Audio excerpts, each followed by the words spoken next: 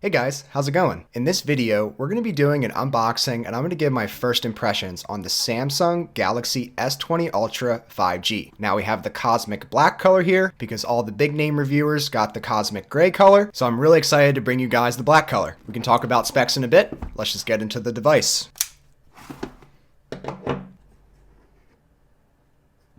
Let's check out the S20 Ultra in cosmic black. Holy smokes. Look at that thing. Look at this camera square. It's a camera rectangle. This thing is crazy. The Space Zoom 100x lens goes way down into that cutout. Already noticing things that no other reviewer has said or mentioned. It has a ton of weight to it. Obviously the black color looks incredible. Let's see what else we get in the box here.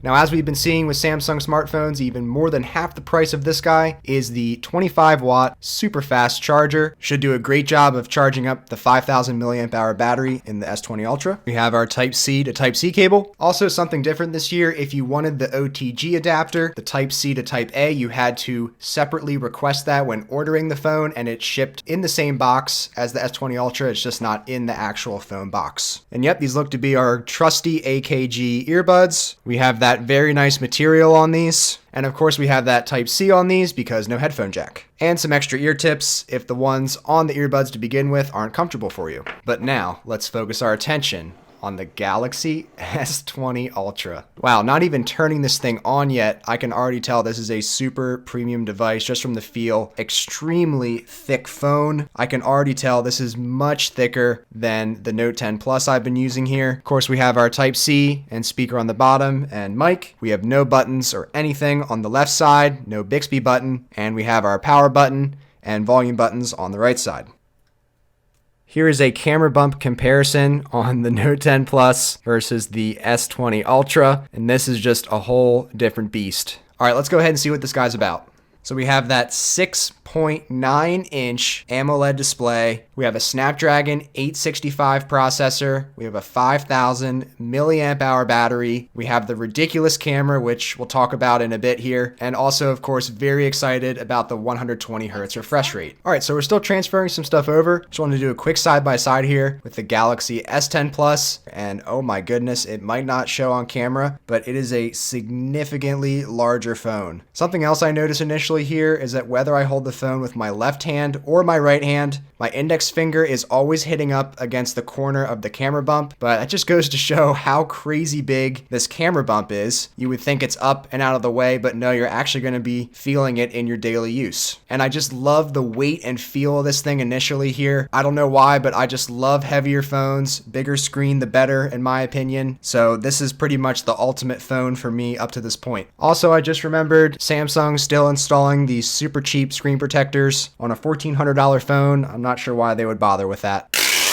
So some quick side-by-side screen comparisons. Again, a 6.9-inch display on the Galaxy S20 Ultra, and this is the 6.4-inch display on the Galaxy S10 Plus. Here's the 6.5-inch display on the iPhone 11 Pro Max, although I've always seen that screen size as cheating a little bit, just due to that huge notch. Here's the OnePlus 7 Pro with a 6.67-inch display. Definitely going to be comparing these because of that 90 hertz refresh rate on the OnePlus 7 Pro. And before comparing the S20s with the other S20s, this is the closest thing we're going to get in terms of screen size in the Galaxy Note 10 Plus with that 6.8-inch display. And of course, we do have that boxier shape and form on the Note 10 Plus, so I'm very used to the Note design, so I'm going to have to get used. There's actually very rounded corners on this S20 Ultra compared to the S10 Plus from last year. And you can also see that there is a smaller hole punch. And even though it might not seem like a huge difference, it does make a difference. It's just that less distracting and allows you to focus on your actual phone more than hole punch. Here's the Galaxy S20 Plus. We have a 6.7-inch display here. 6.7 versus 6.9. It might not sound like a lot of difference on paper, but just looking at them here, feeling them, all things considered, definitely a major difference. And what might be a funny comparison here is the Galaxy S20. It is crazy the difference of size in the S20 line this year. Samsung is really trying to deliver to as many people as they possibly can with these different sizes and form factors. Man, it makes this phone look small, and 6.2 inches, that's a pretty big screen. That's not bad at all, but it just makes this phone look so tiny in comparison. Obviously, your one-handed ability capability is going to be very limited on this phone and able to reach much more screen here on the S20. And for quick point of reference, here's the S20, S20 Plus, and S20 Ultra. Okay, so we're all set up, all ready to go. So let's go ahead and start out with the face recognition. Almost instant. Look at that.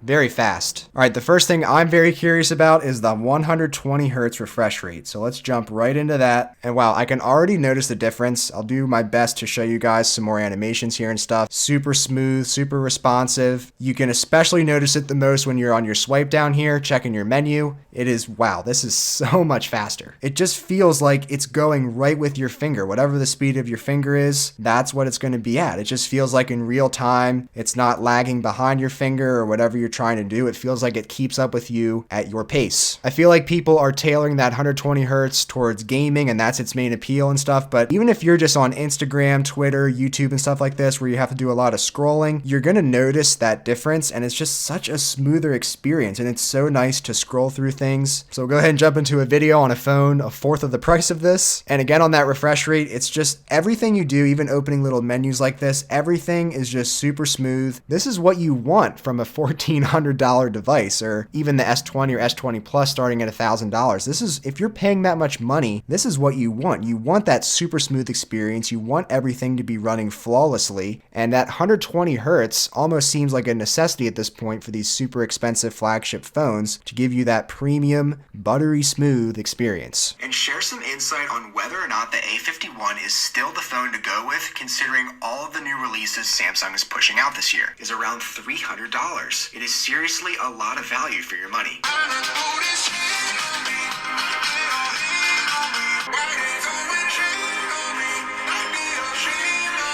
In terms of level of volume and sound quality, seem to have a pretty similar experience here between the Note 10 Plus and the S20 Ultra.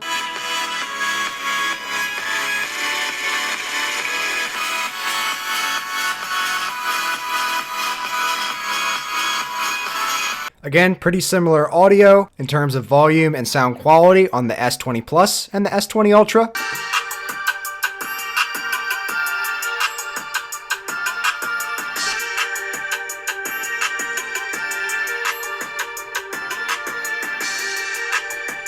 And again, pretty similar sound quality and volume here on the S20 and S20 Ultra. That's nice that Samsung didn't hold back on any of the speakers or volume on any of these phones, regardless of their size. It just definitely sounds a little bit louder, but very impressed overall with all the S20 devices and their audio quality.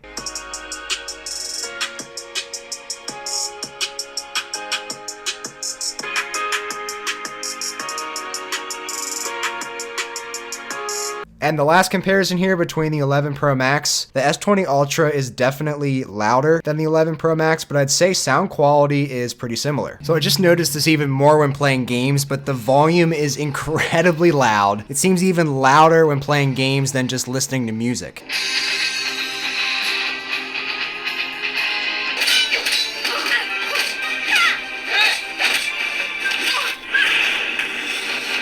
All right, so next I want to check out these crazy cameras. So let's go ahead and just double press, jump into the camera. Get this out of the way. Of course, we have all of our standard pro, panorama, night vision, all the different types of shooting modes here. We have this new single take mode where you just kind of shoot and it does a whole bunch of different things. But now let's get to what you guys probably really want to see. So this is our standard lens here. Then we have a wide angle lens for those wider shots. We do have a 5x optical zoom here. So you can see I can zoom in here on subjects just fine and it's super clear. And you can see here we have a bunch of different configurations. So let's just quickly take it back out to 2x, just fine. 4x, it takes a second for it to adjust, but then it really clears up. So now let's start fresh. We're gonna take a look at that S20 Ultra 5G from all the way back here. So right now we're at 1x. Go to 2x, we're still optical zoom here, so no digital enhancement. Here we go to 4x, this will be 5x, and it's still optical zoom here, so you can really zoom in 5x, very nice. Now let's go to 10x. So it takes a little bit for it to adjust, but you can still see it pretty clearly. 30. So there's 30x, and you'll also see up in the right-hand corner here, it really gives you an idea of where you are shooting, so it almost feels like playing a video game. And all right, now we're back on the 5G. But okay, let's go ahead and go to 100x zoom.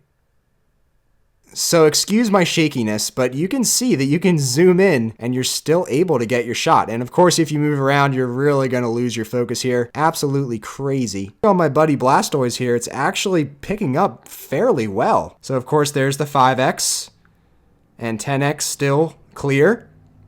30 times. It's a little fuzzy, but still clear, honestly. Very impressed with this. A lot better than I would have expected it.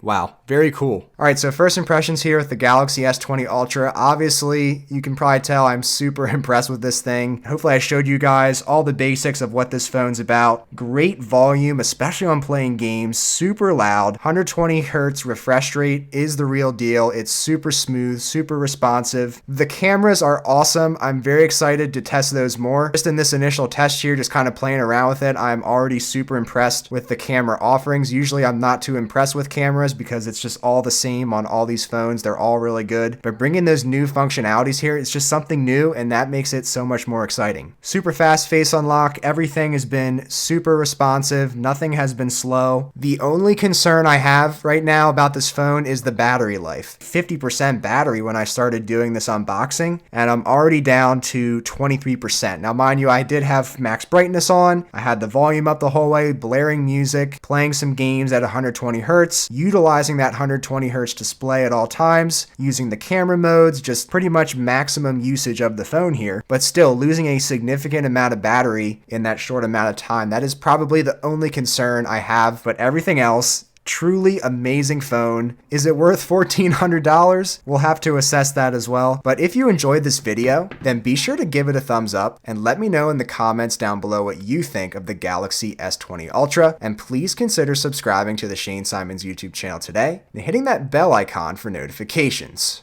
I am also currently doing a giveaway. I'm giving away 3 pairs of the new Samsung Galaxy Buds Plus. So make sure to check out the link here or click the link in the description to check out the video on more details on the giveaway.